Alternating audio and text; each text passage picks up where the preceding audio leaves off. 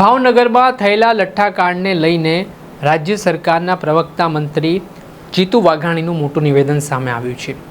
તેઓ લઠ્ઠાકાંડના પીડિતોને મળ્યા, ત્યારબાદ પત્રકાર પરિષદ યોજીને તેમણે શું કહ્યું, વિગતે વાત કરીએ।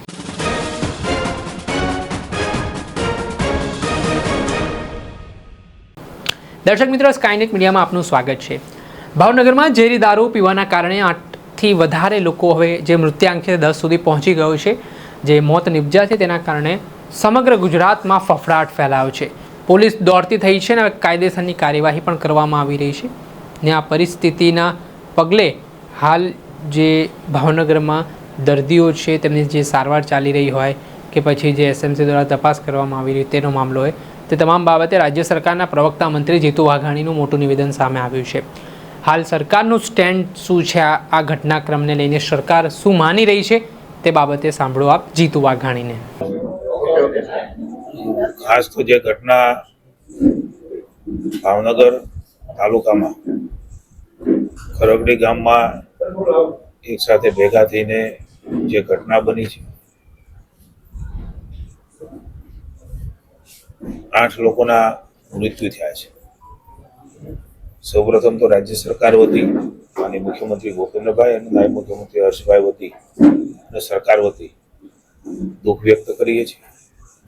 એના પરિવારજનોની સાથે આવી પડેલી આપત્તિમાં રાજ્ય સરકાર અને સમાજના તમામ તબક્કાઓ એમની સાથે ઊભા છે। બનાવ પણ દુઃખદ છે, ઘટના પણ દુઃખદ છે। જેવું ધ્યાનમાં આવ્યું 18 તારીખે તુરત જ પોલીસ ડિપાર્ટમેન્ટે અલગ અલગ લોકોએ જે સેવન કરેલું ભેળસેળ અને જે દેશી દારૂ, એને તો પહેલા પ્રાયોરિટીમાં તાત્કાલિક ગૃહમંત્રી અને નાયબ મુખ્યમંત્રીની સૂચનાથી પોલીસ વિભાગે એમને હોસ્પિટલ ખસેડવાનું કામ એ કર્યું। જે લોકોએ સેવન નથી કર્યું અથવા તેની પાસે કંઈ આ પ્રકારની વસ્તુ પડી છે, એમને પણ સૂચિત કરવામાં આવે। એસપી, કલેક્ટરશ્રી વગેરે દ્વારા આજની અમારી આ બેઠકની અંદર માનનીય મેયરશ્રી, જિલ્લા પંચાયત પ્રમુખશ્રી, માનનીય ધારાસભ્ય Shri Gautambhai, Sejalben, range IG Shri Asariji, SP, SDPO અને અલગ અલગ પ્રકારના સૌ સંલગ્ન ડિપાર્ટમેન્ટો, સિવિલ હોસ્પિટલ સહિત આખો ક્યાસ કાઢીને કઈ પરિસ્થિતિમાં શું બીનું છે એની ચર્ચાઓ કરી છે। મને હર્ષભાઈ સાથે પણ અડધો કલાક પહેલા જ મારે વાત થઈ છે। પોલીસે ખૂબ ગંભીરતાથી તરત જ એક્શન લેવાનું શરૂ કર્યું। એના માટે એવું કહી શકાય કે ઘણા લોકોને જાનહાનિ થતી એ અટકી છે। હાલમાં 19 લોકો સારવાર હેઠળ છે અને 16 લોકો સંપૂર્ણ સારવાર કરીને ડિસ્ચાર્જ થયા છે। એ ઘટના પછીના જે પ્રયાસો છે એ આપણા માટે સારી બાબત છે। પોલીસ સ્ટેશનમાં ગુના પણ નોંધાણા છે। 21 આરોપીમાંથી 13 આરોપીઓ એની અટક કરી છે અને 10 દિવસ સુધીના રિમાન્ડ મળવા એ પોલીસે કરેલી રિપોર્ટના આધાર ઉપર એ ફલિત થાય છે। મુખ્ય સૂત્રધાર ગૌતમ સોલંકીને રહીશની પણ અટક કરવામાં આવેલ છે અને બીજા 2 પણ ગુના એમની ઉપર થયા છે। રાજ્યની સરકારે મુખ્યમંત્રી ભૂપેન્દ્રભાઈના માર્ગદર્શન અને આદેશથી નાયબ મુખ્યમંત્રીશ્રીએ પણ હર્ષભાઈ ખૂબ ગંભીરતા લીધી। એ જ દિવસે જાણ થઈને એસએમસીને તપાસ આપવાનું કામ પણ રાજ્યની સરકારે કર્યું। એટલે ક્યાંય કોઈ પણ વસ્તુ એ રાજ્યની સરકાર છુપાવવા માંગતી નથી। જે કઈ ઘટના બની છે એ ઘટના પ્રત્યે સંવેદના અને દુઃખ છે। ઉચ્ચ કક્ષાએ સીધી તપાસના આદેશ એ પણ અપાણા છે। એમના અધિકારી સાથે મયુરસિંહ સાથે પણ મારે ચર્ચા થઈ છે. તપાસના વિષયો છે, તપાસ એ આગળ કરી રહ્યા છે. 29 જેટલા લોકોને પોલીસ દ્વારા શોધીને મેડિકલ તપાસણી કરી અને જરૂરી સારવાર પણ પોલીસે શોધી ગોતીને એના પરિવારના સ્વજનને તકલીફ ન પડે એના માટે થઈને હોસ્પિટલાઇઝ પણ એ પોલીસ દ્વારા જ કરવામાં આવ્યા છે. ખૂબ ઝડપથી રાત્રે 12 વાગ્યા સુધીમાં એ એક્શન પણ લીધા, લોકોને શોધી પણ કાઢ્યા. ક્યાં ક્યાં એમણે આ પ્રકારની ચીજ વસ્તુ આપી છે એ પણ ઝડપથી પાછી લઈ લીધી. કેટલાક લોકોના ધ્યાનમાં આવ્યું એટલે કેટલાક લોકોએ પણ નાખી હોય, એનું સેવન ન પણ કર્યું હોય, પણ કંઈ પણ છોજ રાખ્યા વગર પોલીસે પણ સંવેદના અને માનવતાથી આ કામ કર્યું છે. આપણા સૌના ધ્યાનમાં છે. બનાવ બીનો પુનઃ એકવાર કહું છું, એનું દુઃખ છે, પોલીસને પણ છે, અમને પણ છે અને સરકારને પણ છે. એ ઘટના ઉપરના એક્શનો પણ ખૂબ સખ્તાઈથી રાજ્યની સરકાર લેવા માંગે છે. જે કઈ લોકોની નિષ્કાળજી ધ્યાનમાં આવી છે, પ્રાઇમરી એ 2 PI ને અને 5 જેટલા પોલીસ કર્મચારીઓ, જેમાં એક ASI પણ આવી જાય છે, એમને સસ્પેન્ડ કરી અને રાજ્ય સરકારે એ સખ્તાઈથી કામ કરવા માંગે છે. એ માટેનું પણ આ પગલું એ લીધું છે.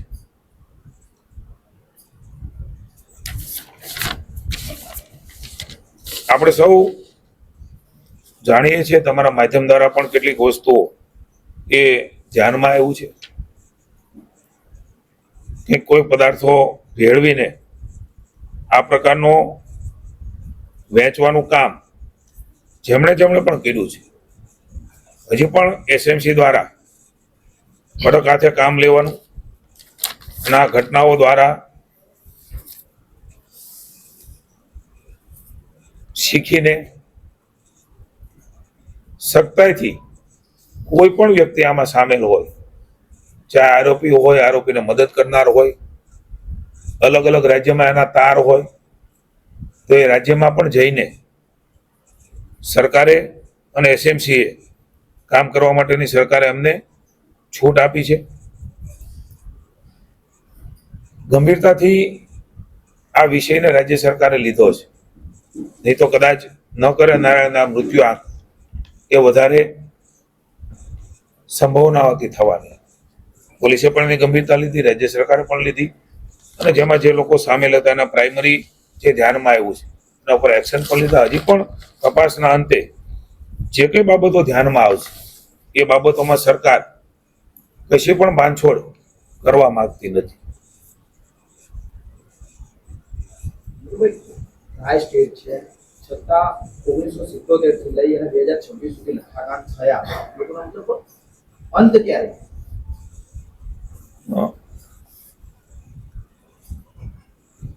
આમ જોવા જઈએ તો આ ભેળસેળ ઝેરી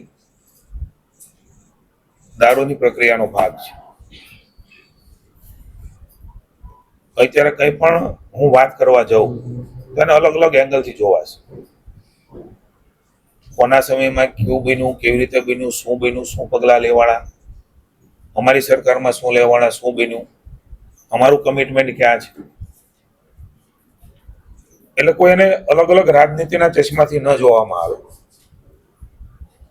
એટલા માટે હું એવું માનું છું કે અત્યારના સમયની અંદર રાજ્ય સરકાર હજુ પણ આમાં કોઈ એ પ્રકારના સેવન કર્યાને પીડ્યું હોય તો તાત્કાલિક એમના જીવ બચાવવાને પ્રાથમિકતા લેવલે એક બાજુ તપાસ પણ થાય અને એક બાજુ આ પ્રકારની જે ઘટના બની છે એ ઘટનામાં વધારે મુશ્કેલી ન થાય. હજી પણ કેટલાક લોકો હોસ્પિટલમાં છે અને શ્રેષ્ઠ સારવાર મળે એના આદેશો માનનીય મુખ્યમંત્રી ભૂપેન્દ્રભાઈ પટેલે પણ ત્યાંથી અહીંયા આપ્યા છે. સતત અમારા માનનીય મંત્રી શ્રી પરસોત્તમભાઈ જેનો મત વિસ્તાર આવે એ પણ માનનીય હર્ષભાઈ અને અધિકારીઓની સાથે સંપર્કમાં છે. અમારા સૌ ધારાસભ્યશ્રીઓ, અમારી પાર્ટીના પ્રમુખ શ્રી દિગુભા હોય, અમારા પ્રમુખ કુમારભાઈ હોય, તમામ લોકો સંવેદનાથી આ ઘટનાને જોઈ રહ્યા છે. કોઈ પણ જાતની રાજનીતિમાં પડ્યા વગર હાલ જે કરવાનું છે તત્કાલ કરી અને જેમને પણ આમાં દોષિતો હોય, એટલે કીધું કે હું અલગ અલગ પ્રકારે ક્યારેક વાત કરવાનો મોકો મળશે ત્યારે કહીશ. વ્યક્તિ એ માનવ જીવ છે, એ કોઈને કોઈ રીતે રસ્તા કાઢવાના પ્રયાસ હોય છે, પણ આપણે સૌ સાથે મળીને ઈચ્છે કે એવું વાતાવરણ ઊભું થાય કે મારાથી કોઈને નુકસાન ન થાય.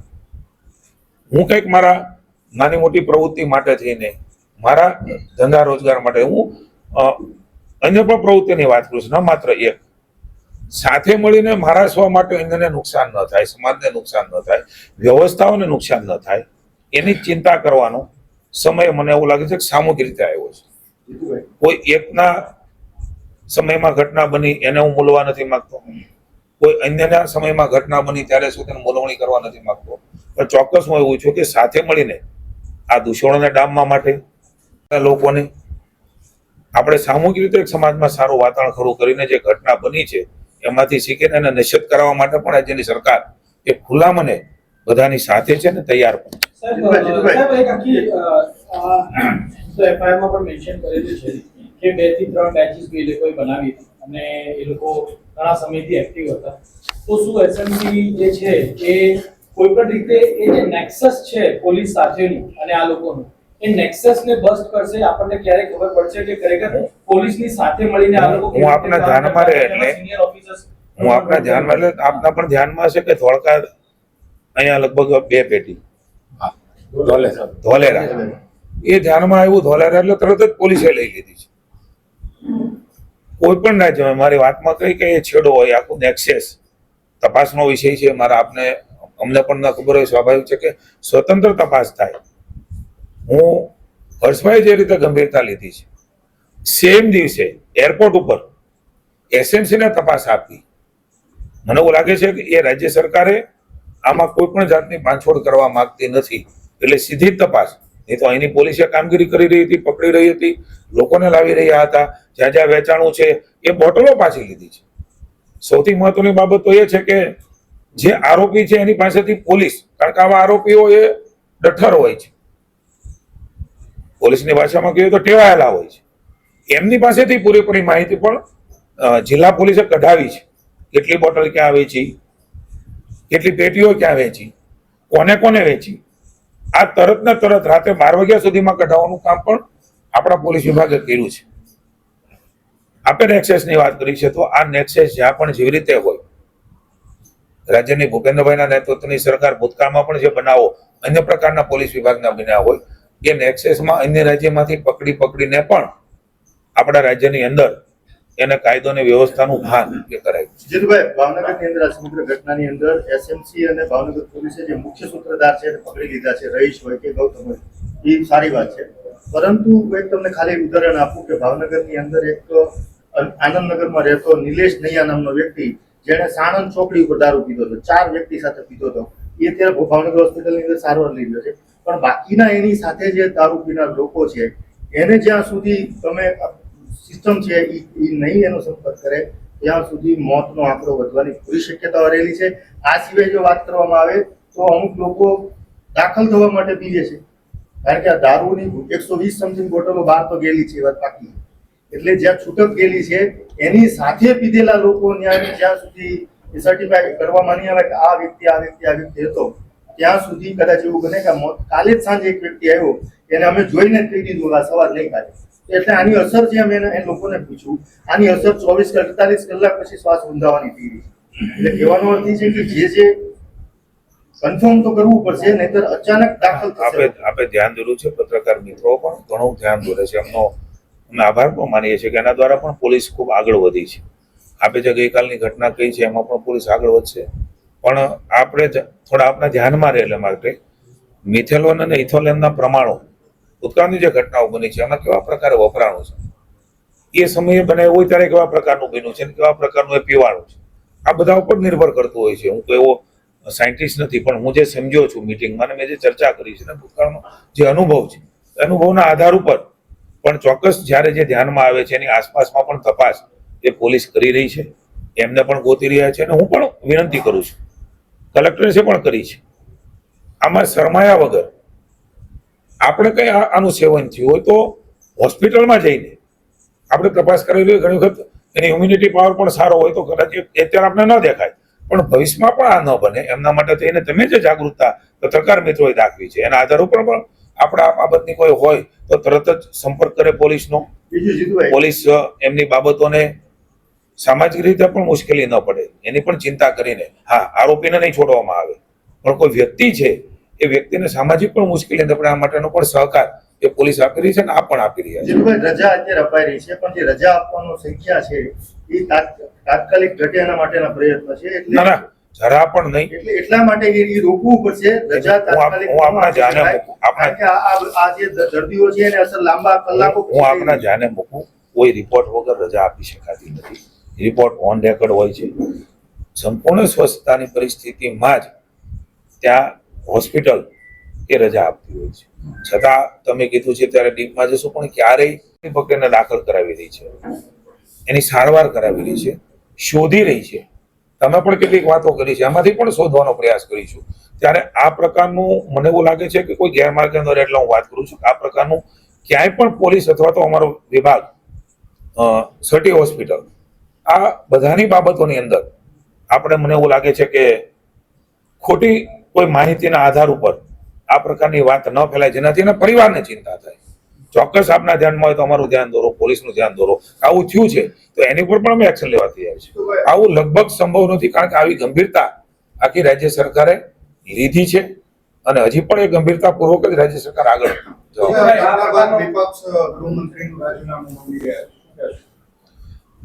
મેં અગાઉ કહ્યું કે અલગ અલગ રીતે આ ઘટનાને જો મૂલવા જઈશું તો હું રાજનીતિ કરવા માંગતો નથી. કોના વખતે ક્યાં કેવું શું બન્યું, ગૃહમંત્રીએ જે તરત ઝડપથી નિર્ણય લીધો છે, જે રીતે પોલીસે રાતે રાતે આ ઘટનામાં લોકોને શોધીને દવાખાનામાં દાખલ કર્યા છે, ધરપકડો કરી છે, આ જે સરકારનું કમિટમેન્ટ બતાવે છે.